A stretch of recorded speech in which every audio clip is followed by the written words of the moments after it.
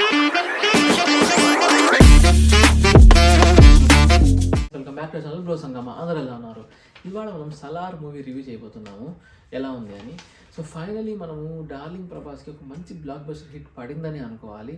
Congratulations to darling Prabhas and director Prashanth Neel also.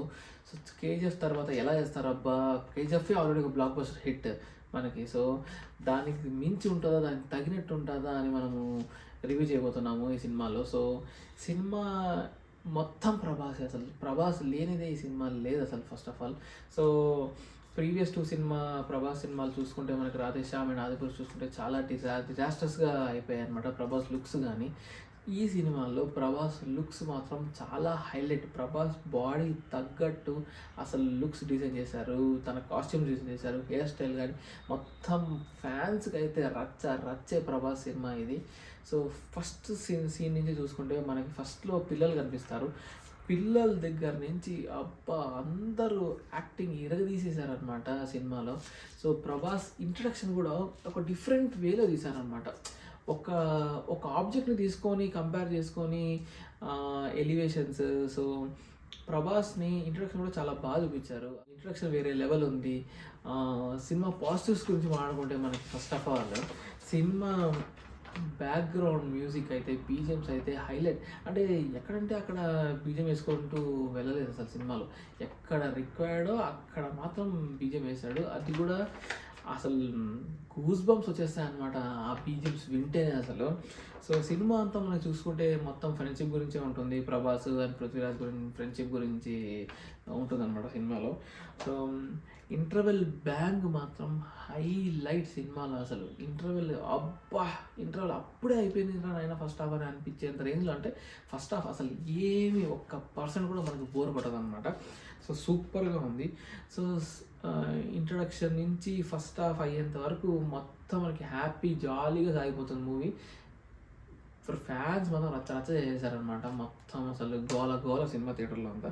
Shruti Haasan character వచ్చేసి okay పర్వాలేదు, తనకి ఇచ్చిన క్యారెక్టర్కి న్యాయం చేసింది అనమాట.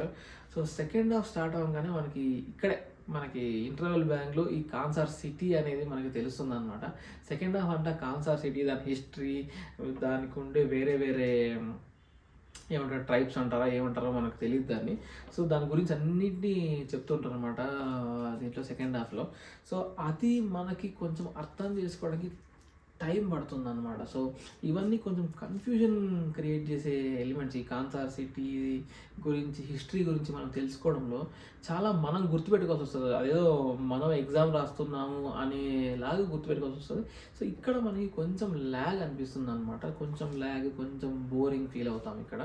సో అదొక్కటే మనకి. తర్వాత నెక్స్ట్ వచ్చేసి సినిమా అంతా మనకి కేజీఎఫ్ ఫీల్ కొంచెం వస్తుంది ఖచ్చితంగా. ఎందుకంటే కేజీఎఫ్లో కూడా బ్లాక్ వాడారు, ఇక్కడ కూడా కొంచెం బ్లాకిష్ అట్మాస్ఫియర్ ఉంది కాబట్టి కేజీఎఫ్ ఫీల్ మాత్రం ఖచ్చితంగా మనకు వస్తుంది అనమాట ఇక్కడ దీంట్లో. సో తర్వాత అక్కడక్కడ కొన్ని సీన్స్ ఏదో అసలు టూ పార్ట్స్ ఉన్నాయి కదా మనకి ఇప్పుడు సలార్లో. ఏదో పార్ట్ 1లోనే ఇరికిచ్చేసేయాలి దీన్ని ఈ సీన్స్ అన్నీ అన్నట్టు ఇరికిచ్చేసారనమాట కొన్ని సీన్స్. ఎమోషనల్ సీన్స్ బాగా పడ్డాయి. కొన్ని ఎమోషనల్ సీన్స్ వేస్ట్ అనిపించాయి నాకైతే. ఆర్టిస్టులు అందరూ కూడా జగపతి బాబు గారు కానీ, ఝాన్సీ గారు కానీ, ఈశ్వరి గారు కానీ, మన బ్రహ్మాజీ గారు కానీ కూడా వాళ్ళకి ఇచ్చిన రోల్ మొత్తం పర్ఫెక్ట్గా చేసేసారు అనమాట. అందులో ఏ డౌట్ లేదు. అందరు యాక్టింగ్ ఏదైతే చేశారు చాలా ఎఫర్ట్స్ పెట్టారు అందరూ అనమాట. చాలా యాక్టర్స్ అందరూ ఎఫర్ట్స్ పెట్టారు. అన్నిటికంటే మించి డార్లింగ్ ప్రభాస్ ఎఫర్ట్స్ మాత్రం చాలా బ్రహ్మాండంగా అనిపిస్తున్నాయి అసలు సినిమాలో. అసలు ఆయన ఈ సినిమాకి ఎఫర్ట్ ఎంత పెట్టారంటే ఖచ్చితంగా ఈసారి బ్లాక్ బస్టర్ కొట్టాల్సిందే అనే రేంజ్లో ఎఫర్ట్స్ పెట్టారనమాట ఆయన. సో ఎలివేషన్స్ బాగున్నాయి, బీజిఎం బాగున్నాయి, ఇంట్రడక్షన్ బ్యాంగ్ బాగుంది. ఫైనల్ క్లోజర్ టైం కూడా పార్ట్ 2 ఎందుకు చూడాలి అనే ఉత్సాహం క్రియేట్ చేశారనమాట డైరెక్టర్. పార్ట్ 2 కోసం మనం వెయిట్ చేద్దాం. సో నాకు తెలిసి ఈ కన్ఫ్యూజన్స్ అన్నీ క్రియేట్ చేశారు కదా, ఈ పార్ట్ 1లో ఏదైతే కన్ఫ్యూజన్స్ అన్ని క్రియేట్ చేశారో అవన్నీ మనకి పార్ట్ 2లో మనకి ఆన్సర్స్ దొరుకుతాయి అనుకుంటున్నాను. సో ఈ పృథ్వీరాజ్ గారి ఫైట్ అండ్ ప్రభాస్ గారి ఫైట్ లాస్ట్లో అది కూడా చాలా హైలైట్. అసలు యాక్షన్ సీక్వెన్స్ అయితే బ్రహ్మాండంగా ఉన్నాయి. సినిమా అంతా రచ్చ వైలెన్స్ అనమాట. సో ఫైనలీ మనము ఈ సినిమా మొత్తాన్ని చూసుకుంటే ప్రభాస్కి ఇది ఒక మంచి హిట్ పడిందనే అనుకోవాలి.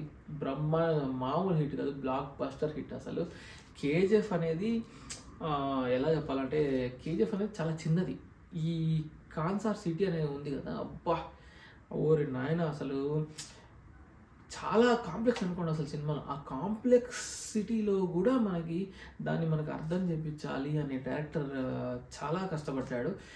ఓన్లీ సెకండ్ పార్ట్లో మాత్రం కొంచెం లాగ్, కొంచెం బోరింగ్ తప్ప సినిమా మొత్తం అసలు మనకి ఫ్యాన్స్తో చూసే సినిమా అసలు ఒక రేంజ్లో ఉంటుంది. మనకు అసలు ఆ కిక్కే వేరు, ఆ వైబ్సే వేరు. అసలు సినిమా నుంచి బయటకు వచ్చిన తర్వాత కూడా మనం అదే ట్రాన్స్లో ఉంటాము. కొంచెంసేపు పడుతుంది మనకి ఆ ట్రాన్స్ నుంచి మనకి బయటికి రావడానికి. సో ఓవరాల్గా మూవీ అయితే బ్లాక్ బస్టర్ హిట్ అనమాట. సో ప్రభాస్కి ఒక మంచి హిట్ పడింది. సో అందరూ చాలా హ్యాపీగా ఫీల్ అవుతున్నారు ఇప్పుడు మనకి.